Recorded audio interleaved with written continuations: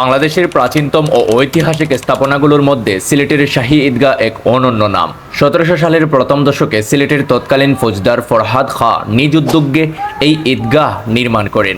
সেই থেকে আজ পর্যন্ত সিলেটবাসীর ঈদের প্রথম জামাত এখানেই অনুষ্ঠিত হয়, যেখানে প্রতি বছর ১.৫ থেকে ২ লক্ষ মানুষ একসাথে ঈদের নামাজ আদায় করেন।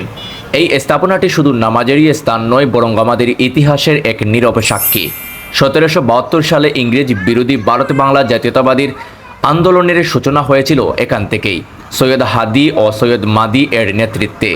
এই মাঠেই একসময় ভাষণ দিয়েছেন মহাত্মা গান্ধী, মোহাম্মদ আলী জিন্নাহ, মাওলানা মোহাম্মদ আলী জৌহর, হুসেন শহীদ সোহরাওয়ার্দী এবং শেরেবাংলা একে ফজলুল হক। তারা আহ্বান জানিয়েছিলেন গণজাগরণের, স্বাধীনতার। এমনকি ১৭৮২ সালে এখানে সংগঠিত হয় ইস্ট ইন্ডিয়া কোম্পানির বিরুদ্ধে মহররমের হাঙ্গামা, যা ইতিহাসে চিহ্নিত হয় ভারতীয় উপমহাদেশের প্রথম ব্রিটিশ বিরোধী আন্দোলন হিসেবে। এই শাহী ঈদগাহ কেবল একটি খোলা মাঠ নয়, এটি আমাদের গৌরবের ইতিহাস, চেতনাকে জাগ্রত করার এক প্রেরণার স্থান।